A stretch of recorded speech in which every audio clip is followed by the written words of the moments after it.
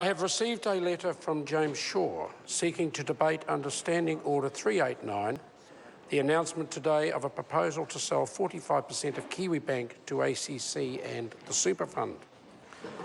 This is a particular case of recent occurrence involving ministerial responsibility. The announcement is a proposal to sell part of Kiwibank, and I note that the chair of New Zealand Post has said it is not a done deal yet. Furthermore, the proposal would result in Kiwibank remaining in government ownership.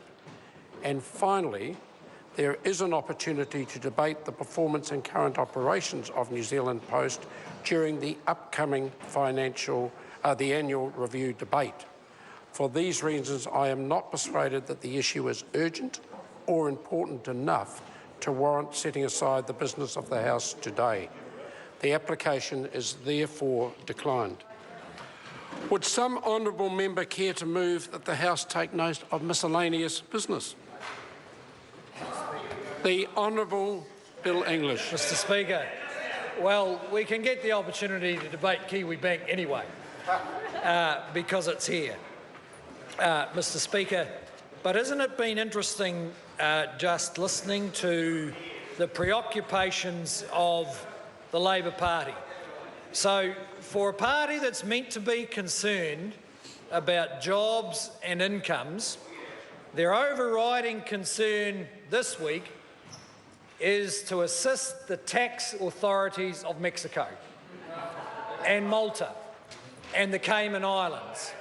Mr Speaker, we're seeing more outrage about whether or not Mexicans are using a financial structure in New Zealand than we're seeing about family violence, or about the fact that still too many young people can't find their way directly into work, or about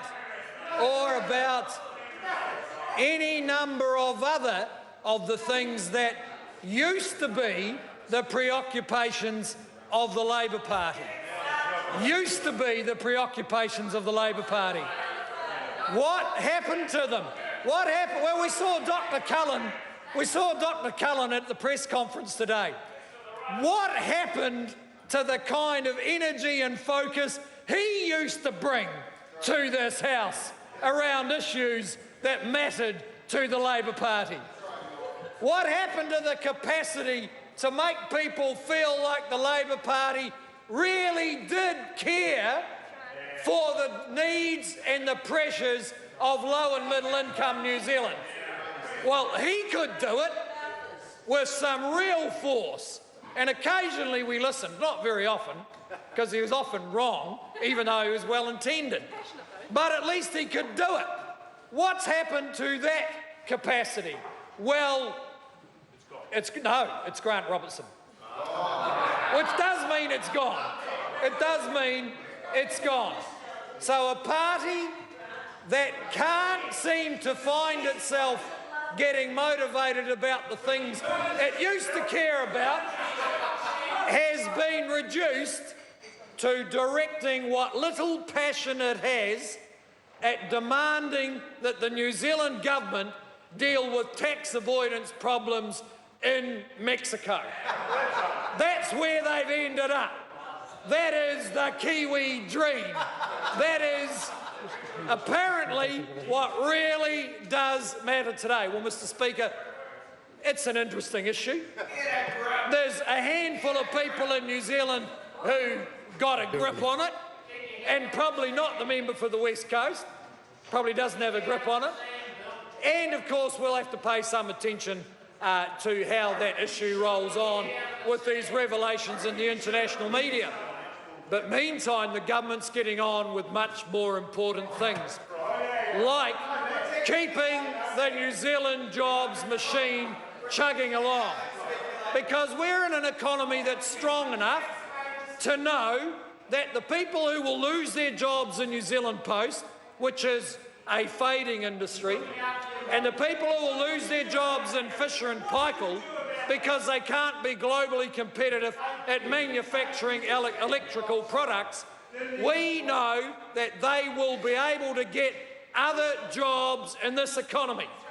And they won't need a massively expensive universal basic income to do it, because they actually don't need told by the government that they're so hopeless we have to guarantee to pay them whether they're working or not, which is, well, that's Labor's big new innovative idea. Let's find the people who are working and pay them. That's the new idea. That's the innovation. The new Labor Party superannuation. Everyone over 18 gets national super. So, Mr. Speaker, meanwhile, we're paying attention to keeping the jobs machine chugging along, working alongside those regional communities that are affected by the downturn in dairy prices, for instance, because their full resilience is going to be called on over the next 6 months or so. An important part of the New Zealand economy, but the good news is that as we work alongside them, more people are realising this economy is more diversified than everyone expected. So, Mr. Speaker, we look forward to Labor developing its expertise in international foreign trusts. Mr. Speaker.